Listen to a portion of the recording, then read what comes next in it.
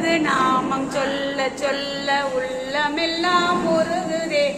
எனது மனம் நெகிழவே இன்ப வெள்ளம் பெருகுதே.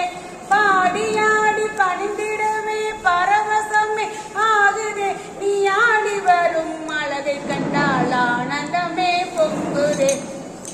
மால்மருகன் என்றால் மத்தளங்கள் முழங்குதே. வேல் முருகா வேளா என்றால் வேதனைகள் தீருதே. வள்ளிநாதன் பெயரை சொன்னால் வறுமையெல்லாம் ஓடுதே.